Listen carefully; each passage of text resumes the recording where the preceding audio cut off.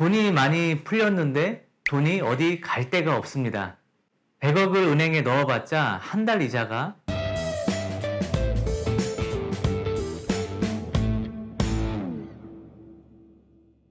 안녕하세요. 저 아나TV의 이대입니다. 오늘은 오랜만에 강의로 여러분들을 찾아뵙습니다. 강의 시간을 많이 준비하고 싶은데 아시다시피 빌딩 현장 촬영을 거의 매일 하다시피 하여서 시간이 없어 강의 촬영을 못하고 있었습니다. 앞으로는 시간을 쪼개서라도 강의를 좀 더 늘려갈 예정이니 많은 관심 바라겠습니다.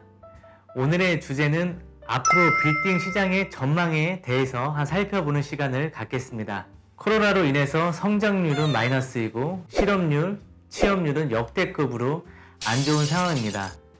또한 자영업자분들은 누구보다 고통받고 어려움을 토하고 있습니다.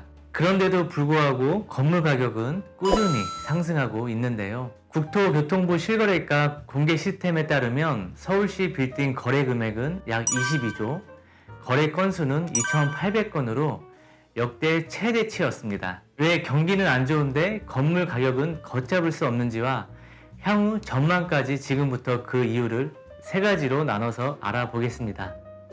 첫 번째 이유는 유동성 때문인데요.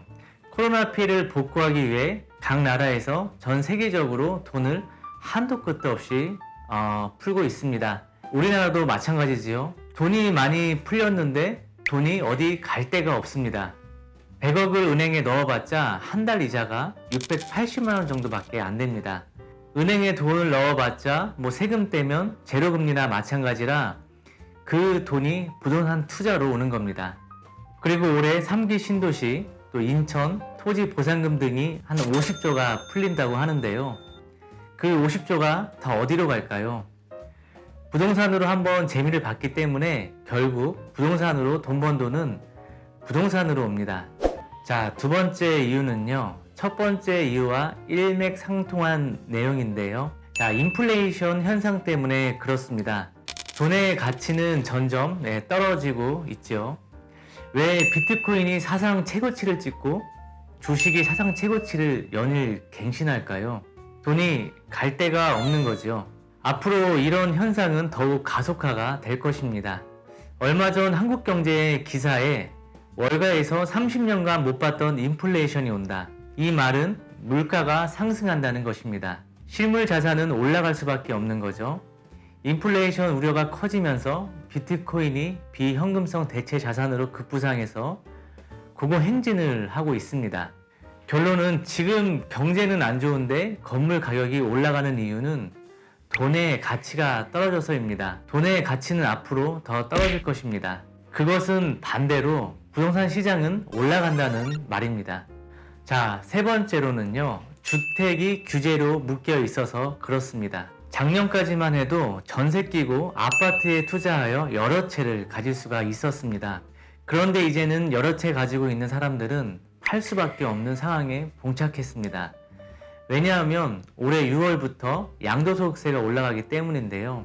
2주택 시 60%, 3주택 시 70%의 양도소득세를 내야 합니다. 그리고 사는 사람은 2주택 시 8%, 3주택 12%의 취득세를 내야 하고요. 또한 9억 이상 되는 주택은 LTV 20% 이내 한도이고 15억 이상의 주택은 대출이 전혀 안 돼서 매입하기가 더욱 어려워졌습니다.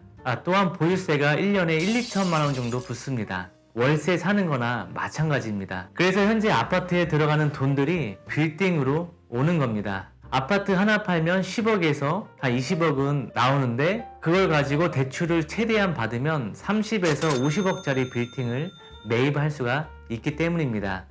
그래서 작년 그리고 올해 지금까지도 아파트의 고객분들이 팔아서 빌딩으로 문의 오시는 분들이 굉장히 많이 있습니다. 그래서 이렇게 오를 수밖에 없는 이유와 앞으로의 전망 이 세 가지를 알아보았고요.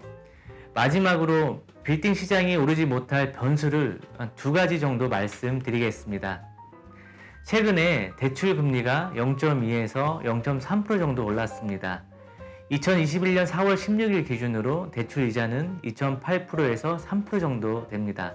제가 14년간 빌딩 시장에 있으면서 느낀 점은 부동산은 경제와 상관이 없고 대출 금리의 영향을 받았습니다. 대출 금리가 오르면 빌딩 가격은 주춤하고 대출 금리가 내려가면 빌딩 가격은 호황을 맞았습니다. 그렇다고 대출 금리가 올라간다고 해서 한번 오른 빌딩 가격은 떨어지지 않는 건 여러분들도 잘 아실 겁니다. 단지 가파르게 올라가던 시장이 이제 완만하게 올라갈 뿐입니다. 자, 3% 중반 넘어가면 좀 더 영향을 받겠지만서도요, 한 3% 정도까지는 매매 거래에 큰 영향을 끼치지 않았습니다. 그리고 또 하나 이유는 대출 규제입니다. 얼마 전 정부가 금융권 비주택 담보대출의 담보 인정 비율을 40%로 제한하기로 한다고 발표했습니다. 이게 시행이 된다면 현금 10억으로 대출받아 3, 40억까지 살 수 있었던 건물을 20억 정도의 건물을 살 수밖에 없습니다. 그러면 거래는 줄어들 것이고 건물 금액은 완만하게 오르거나 유지될 것으로 사료됩니다. 결론은요, 부동산 시장은 앞으로 계속 더 올라갈 것입니다. 자, 오늘 빌딩 가격이 올라가는 이유 3가지와 앞으로 빌딩 시장의 변수 2가지를 알아보았는데요. 오늘 영상에 도움이 되셨다면 좋아요와 구독 부탁드립니다. 감사합니다.